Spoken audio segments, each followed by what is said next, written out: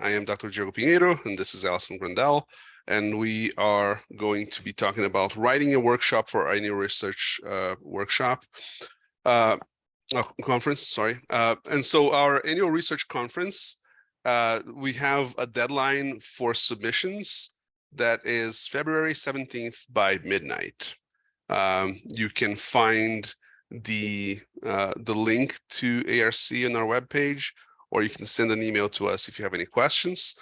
To participate in our annual research conference, all you need is a 250-word abstract. You don't have to have a completed paper, a completed poster, any of those things. All you need to participate in the conference, at least in terms of submissions, is a 250-word abstract that's due by February 17th at midnight. If you are not aware, the conference itself is going to be on March 24th in the Dahlonega campus on the Convocation Center.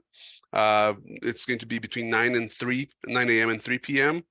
We will provide food during lunchtime, and so it's a good opportunity to stick around, meet people, grab some food, and then of course present your own work. So to submit to the ARC, you have to go to this website, the ung.edu/UNG ARC. And this year, the system is going to be a little bit different than the past. So if you participated in the 2022 ARC, you will see that this year, the application portal looks a little bit different, right? So once you go to that website, you will see the screen that you can see here. And there's going to be the little button on the top right-hand corner to sign in.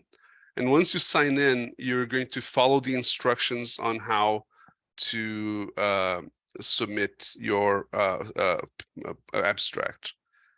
There is a submission video that's going to be linked that takes you step by step through the process. So that if you have any questions, you can, besides asking us, you can refer to the video and see, what steps you need to take to submit. So the step-by-step process is described here. I know it's a lot, but we'll take it a bit at a time. But the idea here, on our webpage and on the NOAR webpage, you can look at the video on how to submit. But the idea here is that you're going to sign into your account in the Nighthawk's Open Institutional Repository account website, and then on the web on that site, you're going to click on Dashboard, and then on the Works page, you're going to add new work, and then you're going to fill out these bits of information here, right?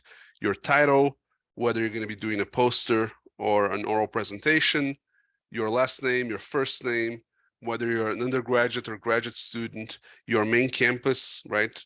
On the institution part, you put it in, if you're in Dahlonega, Gainesville, etc. And then after that, you put your abstract. You can just copy and paste from your Word document or whatever. A few keywords. These keywords are going to be kind of simple terms that describe your research. Your subject, right? Biology, chemistry, etc. Your department, same thing. Language, you select English. And then the tricky thing here that is new this year is that you have to choose a license. And on the license, you're supposed to select this one here, the CC BY NC4 attribution non-commercial. Enter University of North Georgia into the publisher field, year 2023. And then the next tricky thing is that you have to click on the additional fields to enter your mentor's name, any co-author's name that you might have, right? If you have a student who co-author, etc., this is where you end up. And then in the end, you have to add your email address as one of the notes, right? So all of this is explained in detail on the video that is posted on the webpage for ARC. But again, if you have any questions, let us know. We understand that it is a new process that students might have questions about. So any technical difficulties, we will work with you to make sure that they are ironed out. So what we're going to do now is turn to how to write the abstract itself and why ARC is a good place for you to start your presentation career, right? So lots of times students are afraid of presenting at conference because they're afraid, oh, I'm not going to understand the jargon, or oh my God, all these people are going to see me present. They're not going to, like what I have to say. You're going to be nervous, or you might be thinking that, oh, there's no way that I can complete my research by the deadline. So the ARC here is a perfect venue, even if all of these conditions here apply to you, right? The ARC is an internal conference, right?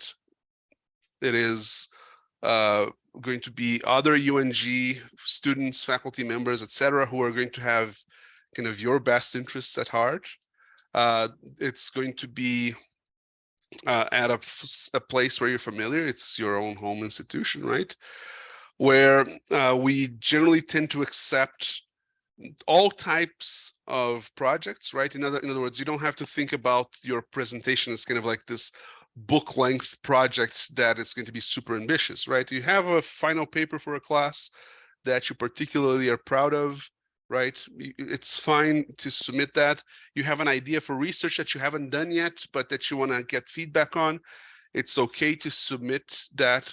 So the idea here is that it is a great first step on your academic careers in terms of getting feedback, in terms of getting experience on a conference, in terms of engaging with the academic community on research and creative matters, right?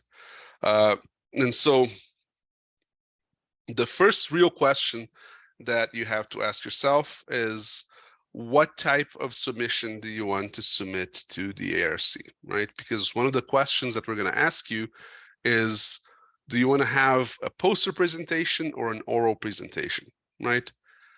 So a poster presentation is going to be, we're going to have a poster session where we're going to have, in the past we had about 40 posters, right? We're going to set up the posters on the convocation center, and you stand by your poster, right? And your poster is supposed to have the basic details of your research, right? Your research question, your hypothesis, your findings, et cetera, and then you stand by your poster for the hour that the poster session lasts for, and then people stop by and ask you questions, and so you're going to have kind of like a 3 to 5 minute research presentation that you're going to give to people that stop by your poster, right?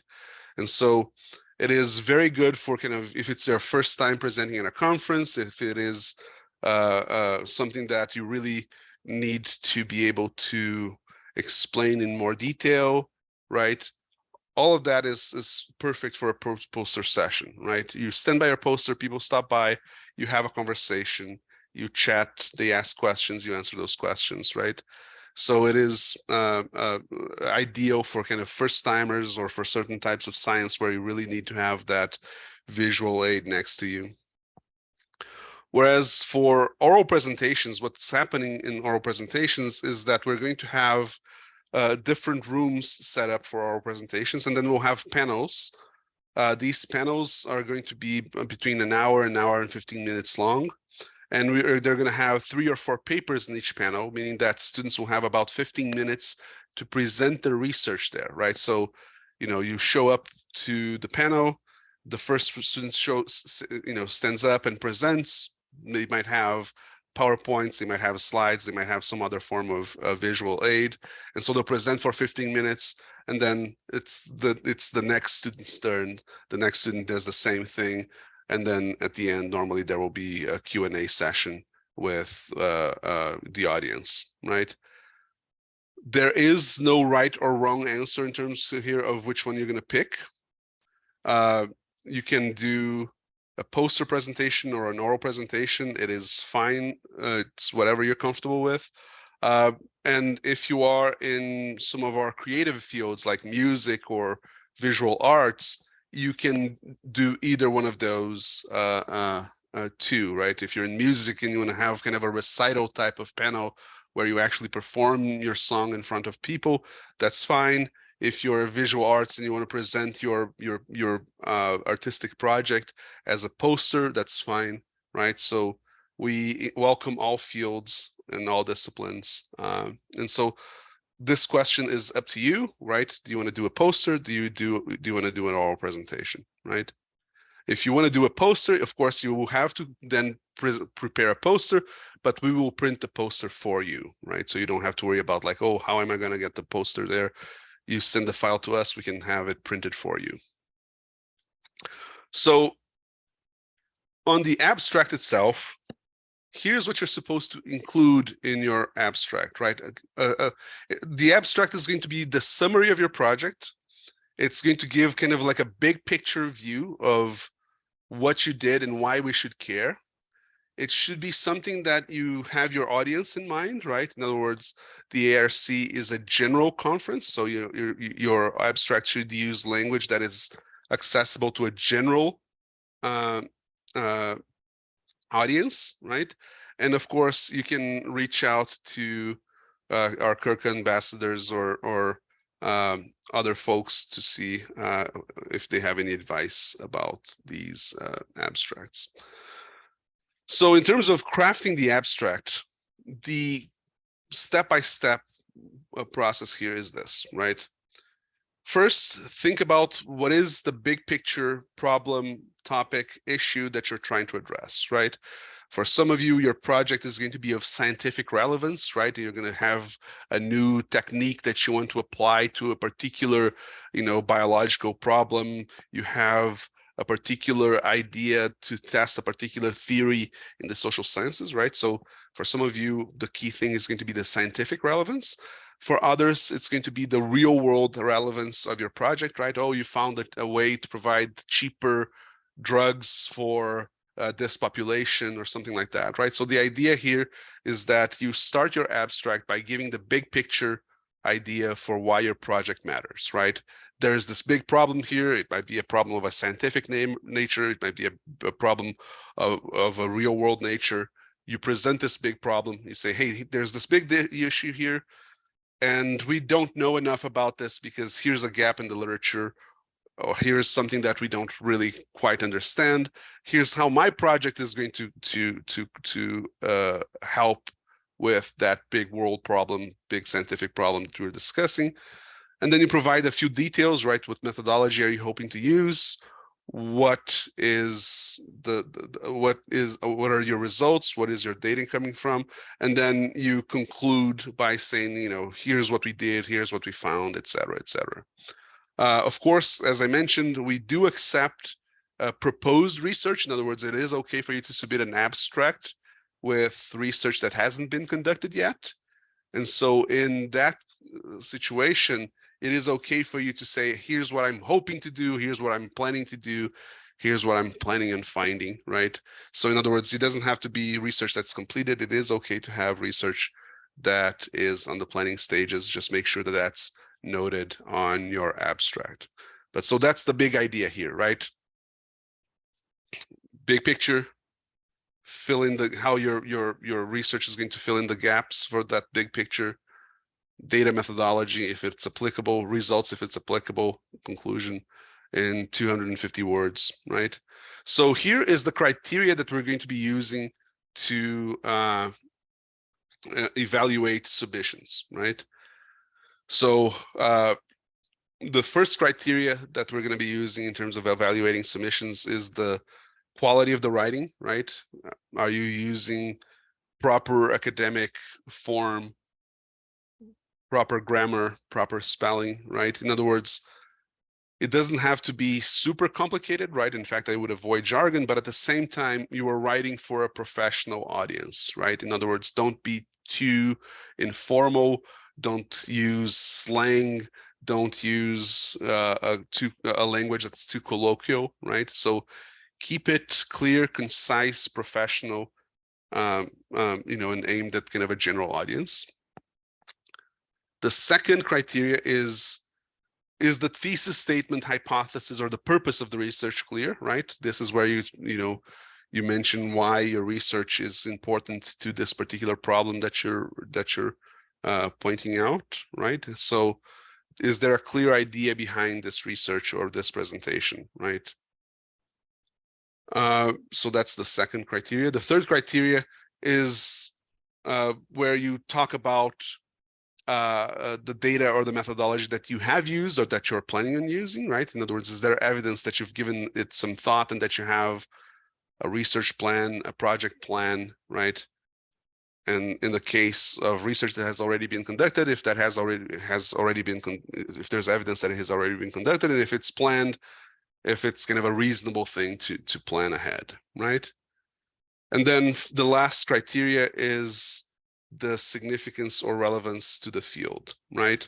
And so what we hope to see here in terms of an abstract is, again, it's just 250 words, so it doesn't have to be too complicated.